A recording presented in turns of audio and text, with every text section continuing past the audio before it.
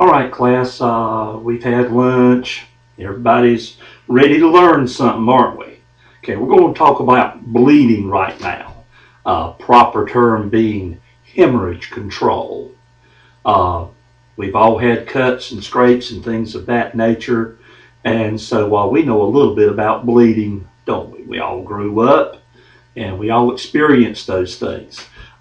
Bleeding can be caused by a scratch. It can be caused by an abrasion. I remember one time when I was a kid, I was riding the bicycle down the road right in front of the house, and my pants cuff got caught in the chain on the bicycle.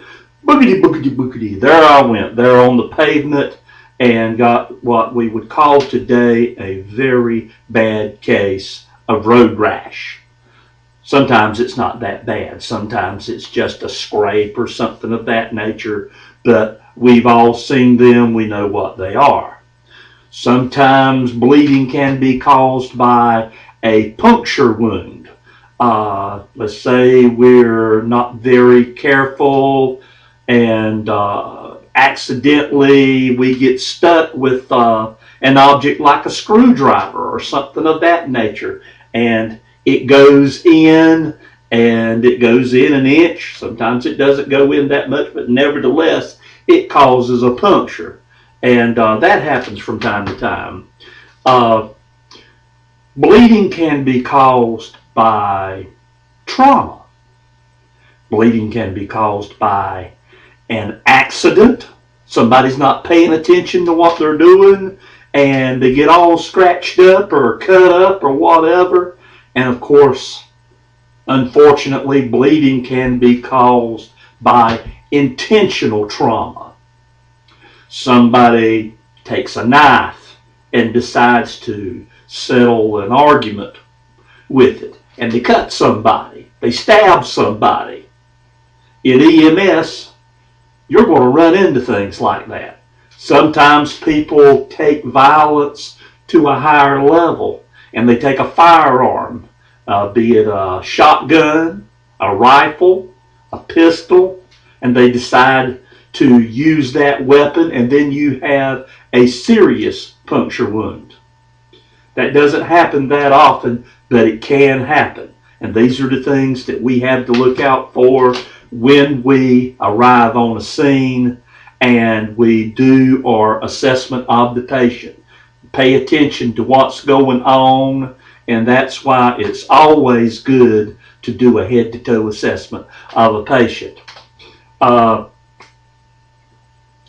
do you control those kinds of situations? Well, sometimes you're by yourself, you're alone, you don't have anything to work with, and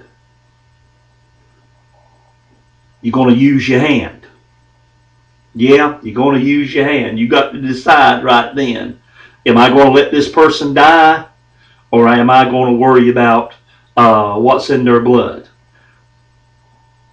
Fortunately, though, if you're riding EMS, you've got 4x4s, you've got 5x9s, you've got combi pads, and worst comes to worst, if you're in a bind somewhere, you can use a sanitary napkin, a towel.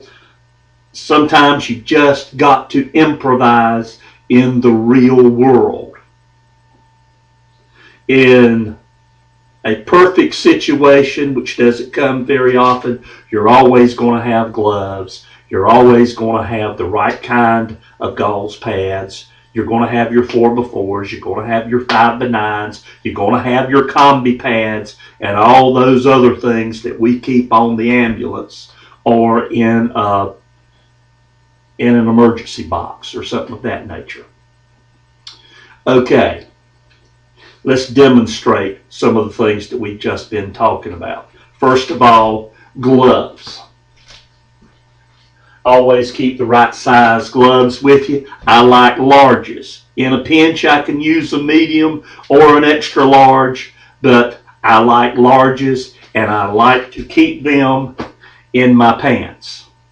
That's why we have so many pockets in our BDUs and uniforms, is so we can keep the things that we're going to use on a regular basis. Gloves being the most important, not just for bleeding, but for any kind of contact with the patient. It's best to have gloves. Okay, how do we put the gloves on? Well, it's very simple. They are ambidextrous. There's no left, there's no right. They're going to fit. I always like to put mine on just like this. These are good quality gloves here.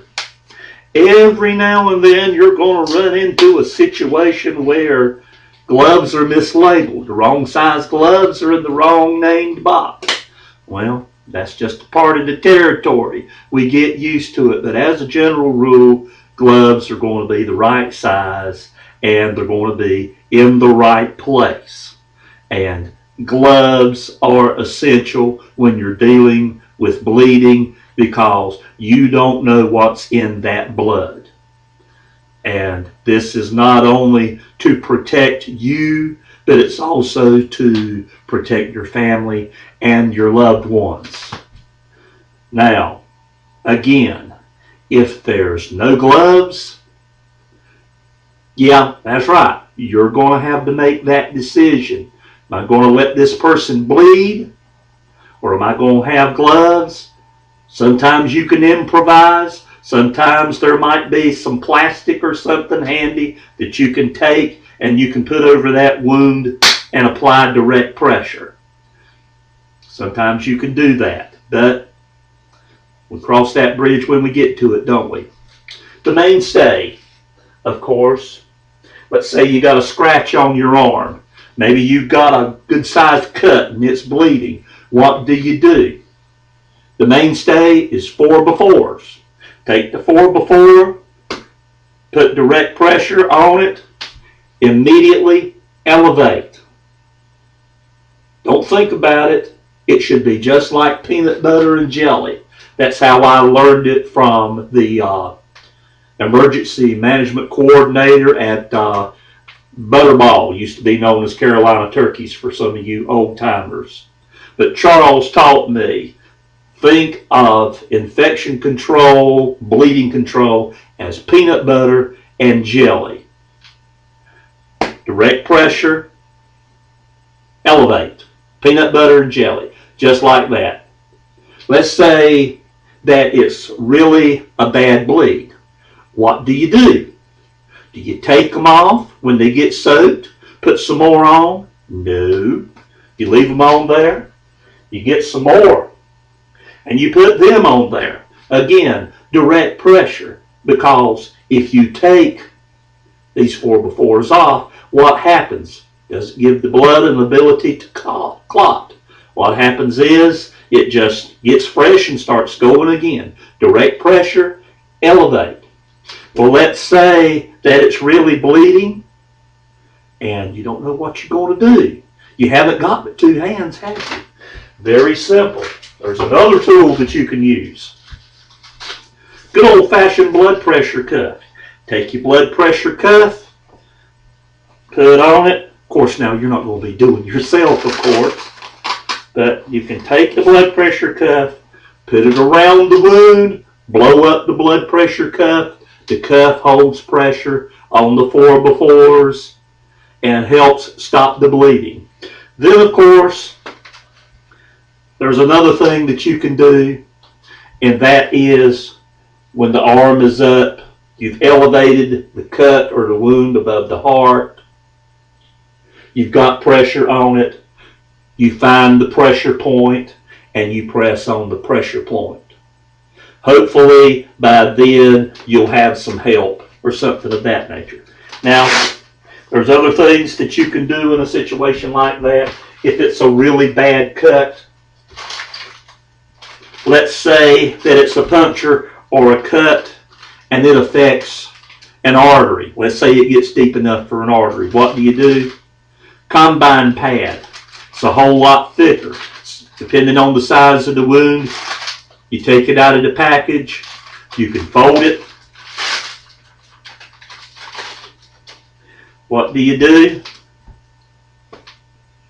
Put it on there, that spurting wound, direct pressures. You can fold it if you need to and put it on there. In a pinch, again, you can use a sanitary napkin if one is available. They do the same thing. They always work good. And of course, there's another bandage that you can use called composite padding. And of course, we'll get into this sort of thing more into the future. Those are the things that we need to know about bleeding control. Now, what I want you to do at this point is to pair off, and I want you to work with each other, use each other as the patient back and forth. I'm going to walk around and I'm going to observe what you're doing, and